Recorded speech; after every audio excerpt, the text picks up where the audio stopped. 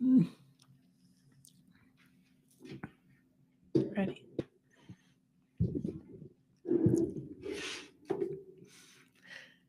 You ready? Yeah. Hi, guys. Thanks for joining. This is Essence of Science, and today we're talking about stuffy noses. I'm Amanda Armagost. And I'm Dr. Abbasi, and obviously somebody is having right now a stuffy nose. Yeah, we just got back from a trip. It was a very long trip, and not only was it a long trip, but we had a lot of stops and also some errors. Like not errors that we made, but the flight changed at the end, which extended our trip even longer. And That was a three also, days trip. that was so long. Well, it was 2 weeks of a trip, and then just getting home took 3 days. Yeah. So, yes, I do have a stuffy nose. I am pretty sick. And she's blaming it on.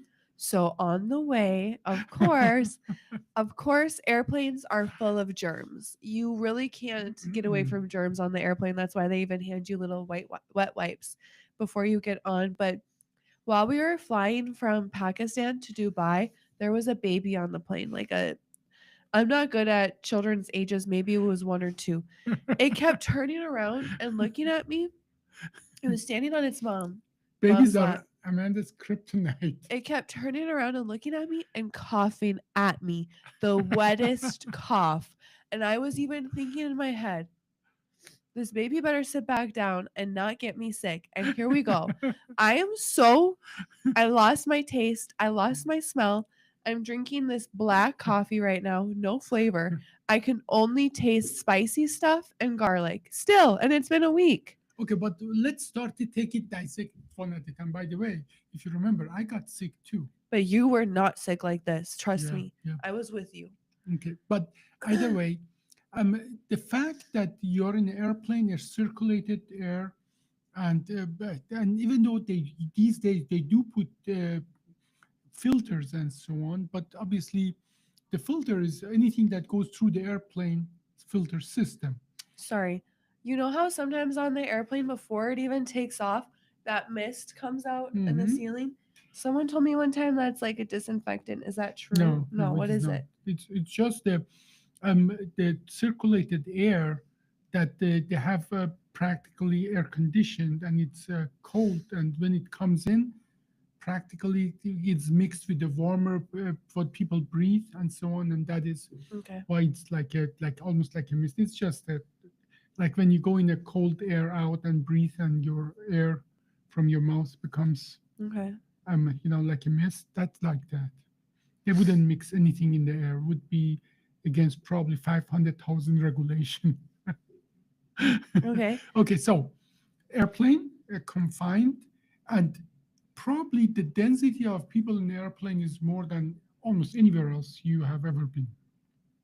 So it is understandable that lots of things, diseases, viruses, and so on, can be passed in an airplane. But I think more important, there are always children, and there is a children. There is a reason that the children are more hoarding uh, viruses and so on. Like it's normal for the child to be sick all the time. As a matter of fact, that's sort of expected that your child to have multiple, virus diseases because that's how they build immunity. Whereas the adult have already built immunity, and like viruses come to us, but then we suppress them. But children are like a petri dish for the viruses, and they take it, multiply it, and spread it all over. Especially children that go to daycare. No, any child, but especially in the when they do to get daycare, they share it. Yeah. So if one has something, all of them get that thing. But on the other side, I think actually that's part of growing up. That but part of having a strong immune system Yeah. is to get exposed to those things. So in a way, I know it's annoying, but you want your children to be exposed to all of those things because that's how they build a stronger immune system later on. Yeah. And coming back, we are even though we are talking about stuffy nose, but we are talking about mostly viral diseases. That's what we are talking about. That's what makes us having stuffy nose. Yeah, but let's hyper focus on stuffy noses, please. Yeah. No. Well, then you went to the second part that you said. that you cannot smell anything or you taste anything. Yeah. Well, guess what? What we call taste is barely four. Some people say five, but mostly four things. But that is so rudimentary, so I would say unrefined. The actual taste is a combination of aroma, smell, and the taste that gives you really this typical um, food taste. So if your nose is not uh, is part of your culinary experience, so everything is bland. Literally, if you put salt, taste it. If you put sugar, you taste it. Sour, you taste it. But and bitter, obviously. You don't have what you call actual taste.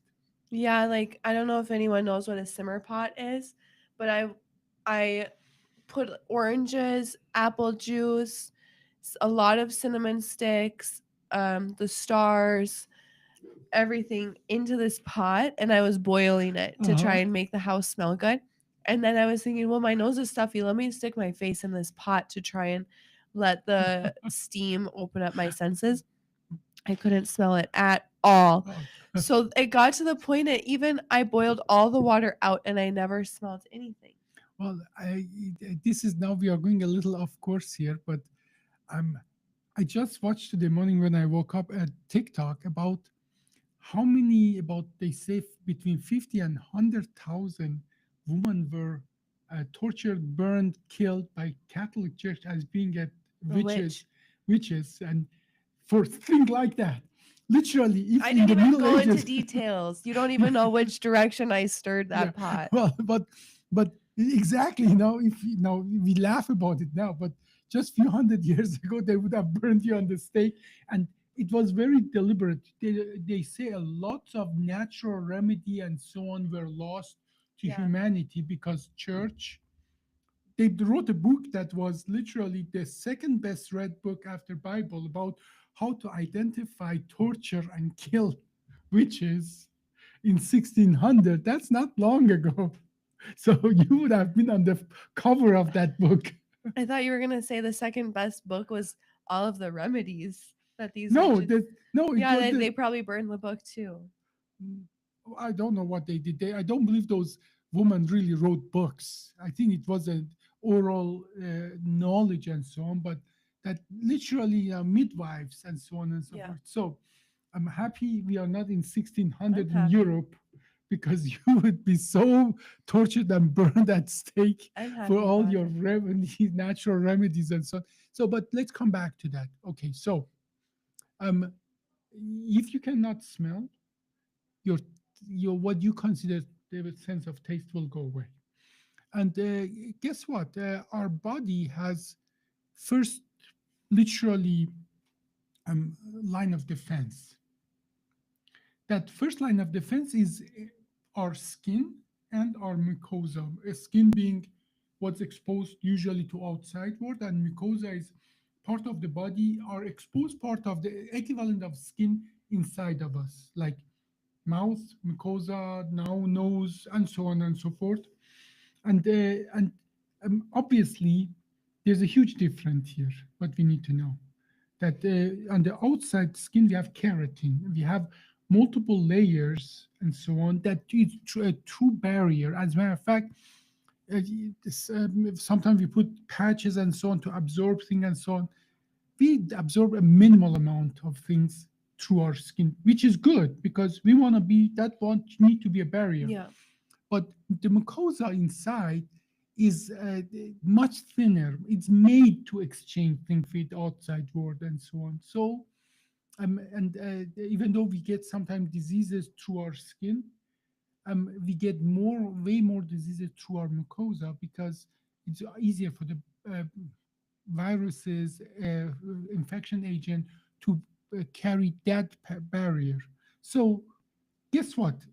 If but our body knows that evolution has made us okay. This is we have to have it easy for passage, but we know that some agent like viruses are going to abuse this vulnerability. So, what is the first line of defense when our mucosa is exposed to viruses? Runny nose to get it swell out. up. It to get thicker. Our immune cells go there and make it thicker. In some cases, like the stuffed nose, to a point that it's really there's no passage possible. And as well, we know that one of the things that makes us, and that's another reason why people are exposing their airplane to more Because viral it's so agent. dry. Exactly. So mucosa, when it gets dry, it becomes more like literally like a more brittle, like less defensible, because cells cannot move easily, our immune cell cannot move easily, and high up in the air, with the lower pressure and the less humidity, obviously our mucosa is at more risk of allowing viruses to pass through. And that's why they say when you go in an airplane, be well hydrated and so on and so Hmm. forth. And so, and this is now come back to, okay, you cannot taste because you cannot use your smell apparatus. By the way, our smell apparatus is literally on the top of our nose. First air and everything goes in. They're like literally like a winding in our nose that circulate the air that goes in, because we our body wants to give it more um, moisture to this fluid that by the time it passes go to our lung is as humid as it can be, because you rather have damage in your superficial mucosa rather than in your lung and in other areas. And then by circulating it as well, it passes it through top of our nose, and literally there are cells there. Those cells are endpoint of our smell neurons, the olfactory nerves, and they go through a very thin, paper thin lamina or bone that has a lots of holes. That for that reason we call it lamina cribrosa, meaning that perforated like lamina that has lots of or bone that has lots of holes in it, and they go directly to our olfactory bulb, which is sitting on top of between my eyes in the back, about 2 3 inches here, and goes directly to our brain, and and that's the only nerve in our body that doesn't make any it doesn't change neurons. It goes directly to our brain, and it makes sense as well that it is connected to our deepest memory. So that's why you have a smell, and all of a sudden your entire mood is back in time, and so on and Hmm. so forth. You eat something or smell something, and all of a sudden you're back when you had your mother has cooked for you something. And that is as well evolutionary important, because life is made of eating. You eat things, but what if you eat something that will kill you? So you have to have a very basic memory of what's good for you and what's not good for you. So you smell something, you don't want to even go close to that area, or you smell something, you want to be there. Now, Hmm. don't mistake that with our highly developed chemical industry that can fake everything. Yeah. So that is a different story. But in nature, if it smells good, it's good for you 99.99% of the time. Obviously, even in nature, some animal use it in a different way. Yeah. Like some plants we talked about in the previous podcast, some plants actually pretend to be fecal material like stool and shit. So because they have a cooperation with some flies, so obviously fecal material smells good to fly. Yeah. Okay, so but this is how nature works. And then Okay, the flies help pollinate it. exactly. This is but in nature, 99.99 of the percent of the time, if it smells good, it's good. If it smells bad, it's bad for you, kill you. Now, in our chemical industry, we can make literally something that will kill you, but smells still good, Yeah. because we know how these things work And and we can modify it. nature can too, like a lot of there's certain plants that will specifically put out smells that attract bugs to kill them. Yes, I mean nature as well has found out the way, but it is, in nature it's called, we call that evolutionary war, or evolutionary arm race, meaning that in the long run, eh, that's why I'm saying 99.99. In the long run, imagine if all those insects were attracted to that, they would all die and they wouldn't exist unless some of them they understand, that plant is trying to fool me. Yeah. Only those would survive, and then the arm race goes on. So, as a rule of thumb, you can imagine anything in nature that smells good is good for you. Yeah. Now, coming back to your stuffy nose, you lose your sense of smell, and all of a sudden, one of the most important sense is gone. Yeah, especially someone like me who's very like food driven. That Mm-hmm. was Shikamu. awful. Like to lose your taste and your smell, it's like losing a point of joy in your life. Mhm.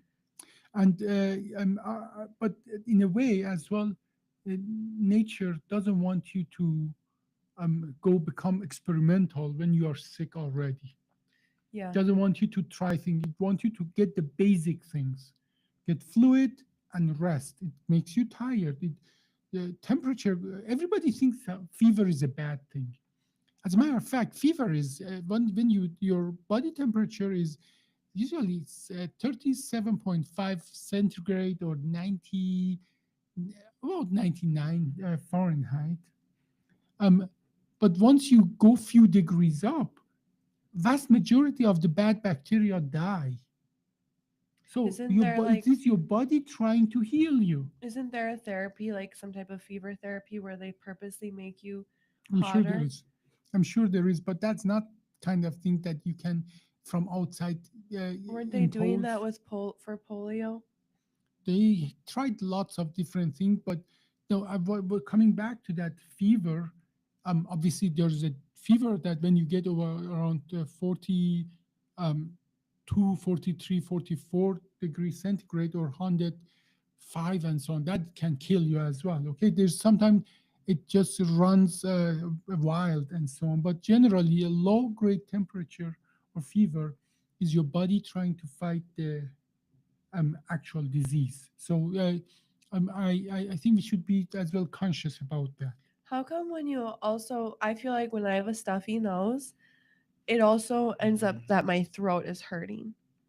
Well, this is not different in any way. You remember the mucosa is a part of our body that's exposed inside our body to outside factors.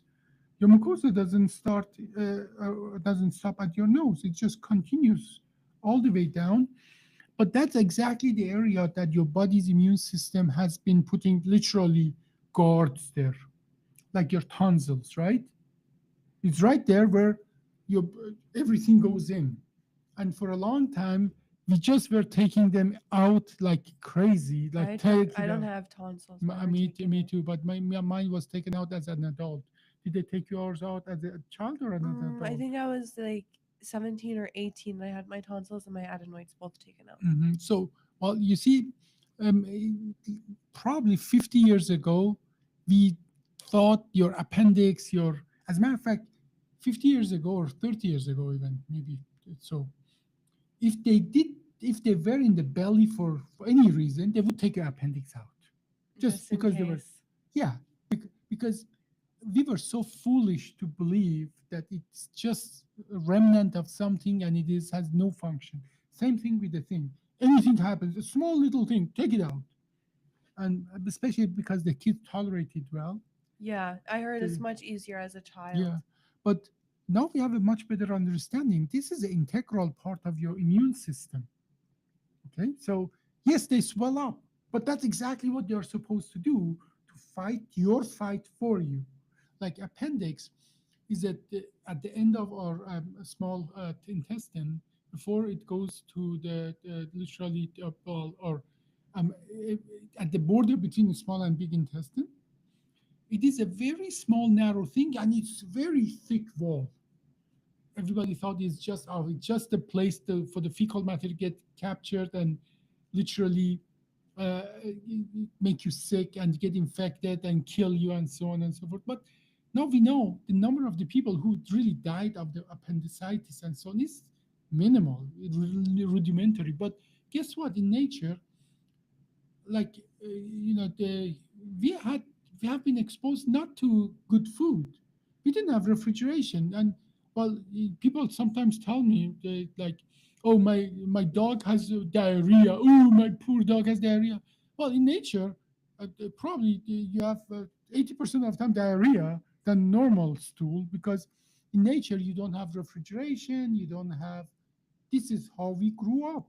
Yeah. You don't have all this the food that has been FDA approved and so on, and packaged and sterilized and so on and so forth. We were lucky if we wouldn't starve to death.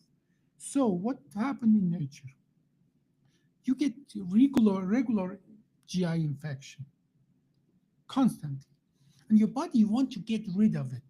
But how does it get rid of it? Push it out. Just push it out. And then here again, another thing that everybody who has a diarrhea, oh, give me something against diarrhea. No, your body wants to get rid of it. Yeah. Let your body get That's rid what of I've always thought. it. So, but then what happens? Your entire gut is emptied and get rid of the bad agents, but Mhm. as well get of your microbiome. So how do you want to repopulate that? Appendix, which keep a good sample of your good microbiome. And once you're done with the bad part, it repopulates your GI.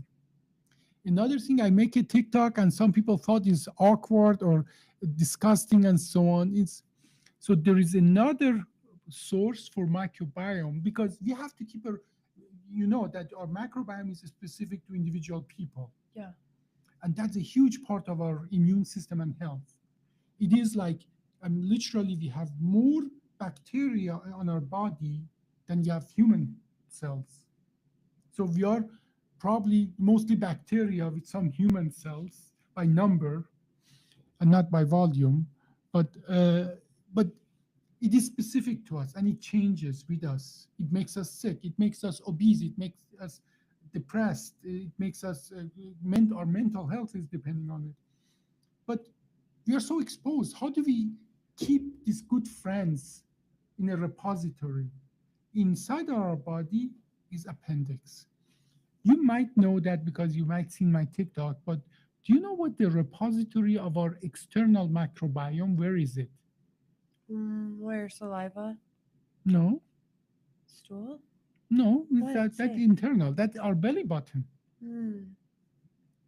Now, and obviously it's as well under our armpit and so on. Each is different and so on, but generally our belly button. Now, there are few disgusting things that everybody does. Nobody really pay attention to that. Like even now in the movie Austin Power, the fat bastard is standing there farting and say, I love it. Everybody is magic. Everybody loves Yeah. his own fart and so on. So we live in a harmony with our microbiome. And many people, you see that like it happens. And I'm not going to say whom, but even some people in my own family, they take their booger out of their nose and they eat it Eating it as an adult? as an adult. Yes, Why? yes. Why Well, do they do it? Have at you ever first I thought, asked? as well it's disgusting and so on. But once you understand our harmony with our nature, it makes sense that we want to repopulate our microbiome and keep it in place. I mean, guess what? These days we have so much understanding of it that you can do a fecal transplant, microbiome fecal transplant, to really cure things that the most expensive $20,000 antibiotic cannot heal. Even with like depression and things like that. Absolutely. So many things that we think is disgusting, because we are getting so refined in our own opinion. So it's not unusual. These things I'm telling may sound disgusting. It is not unusual. People who eat their own booger, people who put their finger in all their cavities and then smell it, especially belly button. If you haven't done that, you may not do it on purpose or not even notice it. People like to get the stuff out of there of the belly button, and then they smell it. They want to smell it, and that I've not actually. heard of that before. Well, yeah, okay. Well, you will, even though if it smells disgusting, most of people still like it. Go try it out. Okay, so because it is the repository of our microbiome from outside. So we put it in our finger and then we touch ourselves and we repopulate ourselves. Okay. As a matter of fact, we know now washing yourself too often is not actually good for you, especially using these antiseptic soaps and so on. It is not good for you. So our body is again in a harmony with our microbiome. When we deplete it from it, we give opportunity to bad bacteria. Didn't like back in the day the ancient Egyptians used to wash their body with like instead of soap, oil? And not only in Egypt, as far back as even 100 years ago, it was oil was used, and that obviously it cleans you without. Yeah, to getting rid of your natural. And as well, most of the old soaps, they were made out of fat, and they had a lot of fat. And but now these days you go and buy on purpose thought kind of antiseptic Oh my god, bacterial sorry. soaps. Right now, I swear there's like the hygiene Olympics online. Like people are competing online. Who's the most hygienic? Oh, Who's the most sick, I would say, there no, because there's they get sick. You get sick if you try to fight your microbiome. there's people out there who use surgery soap, like before Surgical, surgery. I know.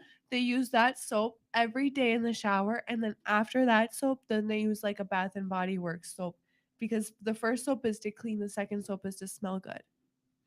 Well, I can just tell you that everything we know today tells us you have to live with harmony with your microbiome. As a matter of fact, there are good indication out there. They produce their own microbiome, produce material that is unique to us, and it works in harmony with our immune system. And let me tell you why it makes sense. Mhm. Okay, in nature, who do you think kills most bacteria? I don't understand the In question. nature, there, like you take a spoonful of seawater in the ocean, you take a spoon of water. There are billions of bacteria and viruses in that spoon of, and they all fight each other. Bacteria kills bacteria. Viruses and bacteria kill most bacteria. But guess what? If imagine those bacteria are like a small colony of something, right? If they find your body in a harmony and work with your body, they want to stay there. Yeah. So what are they going to do? They are going to fight everything else so that they don't lose their home. Sure. So what that means for us, we are in harmony with them. We are not necessarily with the harmony with the next invader who's going to come there. So if you wash it all off, you're Then you're giving at a risk. welcome sign. And let me tell you something. Um, this is this is fact. Okay, you need to understand that to get away from this craziness of this whole hyper hygienic things. Imagine you could put something on this surface that kills. You have seen that it kills 99.99% of germs. Yeah. 99.99% of all bacteria. So what does that mean? It's a 0.01% of the bacteria is left And there. that's the strongest one. Not only that the strongest one, how long do you think that 0.01 needs to become, put all of them back right there? Minutes, A seconds. bacteria's life cycle is 20 minutes, meaning every 20 minutes they double it. Every 20 minutes. So uh, let me tell you that it's something that it's going to make sense to you, okay? Um, Doubling it, meaning from going from 1 to 2, 2 to 4, and so on and so forth. If you take a piece of paper and fold it 23 times, you reach from here to moon. Try to see, take any piece of paper. As a matter of fact, those things are online. try to take a piece of paper, see how many times you can fold it. Because if you can fold it literally 23 times, double it 23 times, you reach from here to moon. That's insane. Sorry, I'll be right So now that she's gone, back. I can go and talk about lots of witchy stuff that she does. You can't talk about witchy stuff. Yeah. Um, More or less, I think what's important for us to understand that, um, as Amanda was saying, um, all these cleaning agent, they literally preserve the most strongest and nastiest germs. And certainly, if you're in an environment that the cleanliness is important, it's not like this is not an invitation to just throw dirt around, because in a lots of cases, like salmonella and so on, the numbers actually is important. Salmonella, you might be everywhere, but to a certain point our body can fight it. If it's more than that, obviously it becomes very dangerous. But and obviously the meat is especially important in the fighting generally infection and so on, because meat is practically medium. As a matter of fact, sometimes we take blood or meat or organic material, we make it very homogeneously, we grind it and so on, and use it as a cultivating thing for bacteria to grow them. So what is important here is that certainly don't leave any organic residue behind, because that invites as well a lot of agent to grow bacteria and viruses to thrive there. But like in your kitchen, yes, clean after your kitchen with a gentle soap and water. Remove all organic material so there is no nourishment for the bacteria. Mhm. But I do absolutely believe this the super hygienic lifestyle Bleach and actually stuff. will backfire. Now, Well, bleach. we've talked about that about like cat owners too, about how indoor cat owners Mhm, get sick more than outdoor cat owners mhm, because the indoor cat owners are less exposed to different mhm. bacterias. Well, okay. Well, we went way away from the stuffy nose that you want to talk about. So, stuffy nose is your body trying to bring the immune cell to your nose to fight the agent that are trying to enter your body, and as well to restore the natural um, balance in your nose and your mucosa. Something you will notice in the night when you are sleeping, It's way worse. but pay attention to that. You may have noticed that already. You notice that always one nose is closed and one nose is open, even in a normal person. And Yeah, but sometimes it seems like both of my noses are both of my well, nostrils. when you're sick, but generally when you sleep in the night, you breathe through one nose, and then once this become too dry, your body close it Switches up, it. switch to the other side, so and then it goes back and forth. And that is as well a natural way. So stuffy nose and so on is a natural defense mechanism of our body to try to makes us communicate with the outside world the best we can, because every time you're breathing, you're breathing like millions of viruses right through you. And that is why I love that movie. It's called the War of the Words. Have you seen that movie? It's a No. really interesting movie. There's the old version. It's a book actually, and it was okay.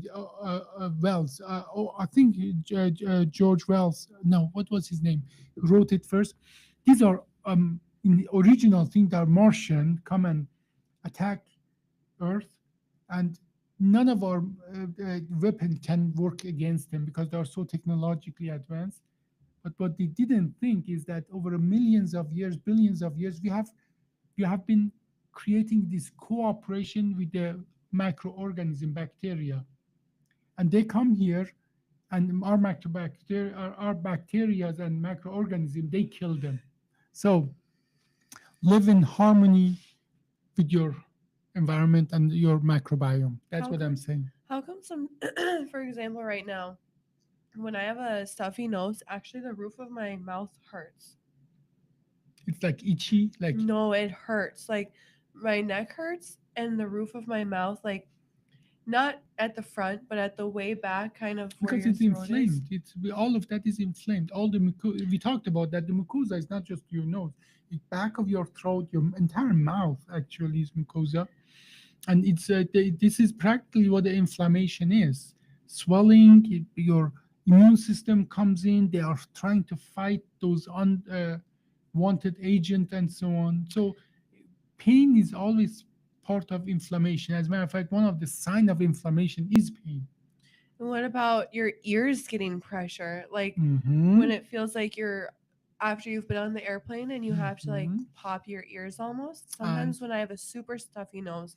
now I have to give you a little anatomy class Yeah, about tell our me. ears. So when you go from outside to ear, there is a dead end.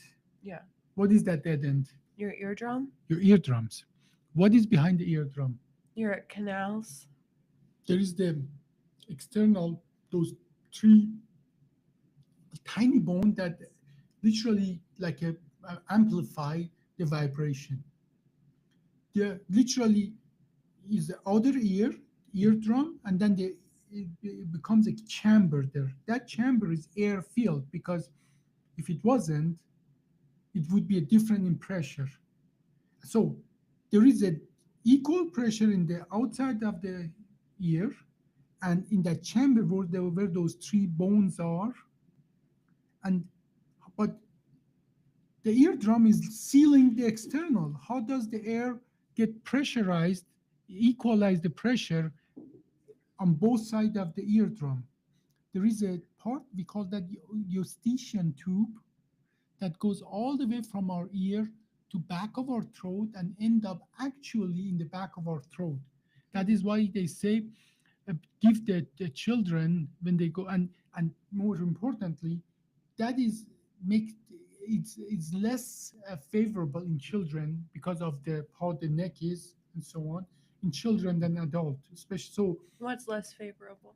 well, that eustachian tube that take the air from our throat and equalize the pressure in both sides of our eardrum, that eustachian tube, that tube is less developed and less more vulnerable to be closed. Is that why a lot of times kids have to have tubes put in their ears?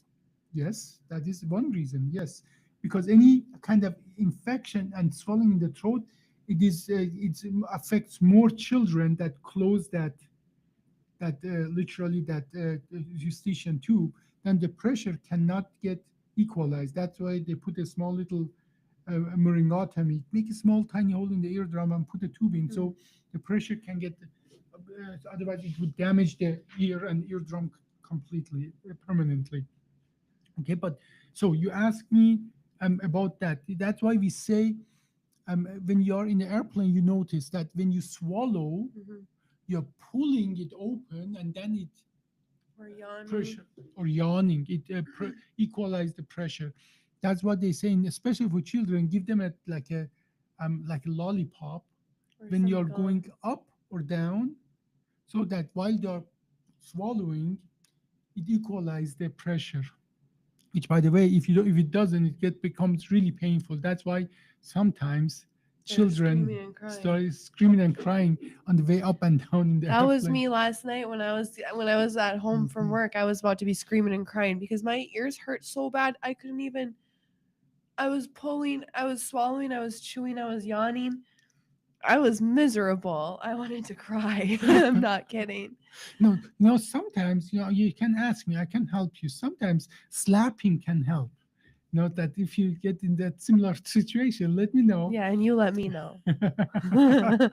It's a one joke. Don't do that. Okay, one slapping. last Oh, I no, actually, I think slapping does help because all of a sudden it move your head, stretches the eustachian tube. I should try that. there is some yoga moves you can do to help yourself when you have a stuffy nose Mm. actually. Okay. But my last stuffy nose question has to do with dairy. Can you talk a little bit about when you when you have like when you are sick, you really shouldn't be drinking milk or eating yogurt. I think that is used to be a wisdom when we didn't have this pasteurized milk and so on. Yeah, I No, thought it had something to do with when you drink dairy, it produces more mucus. well, I think I don't know the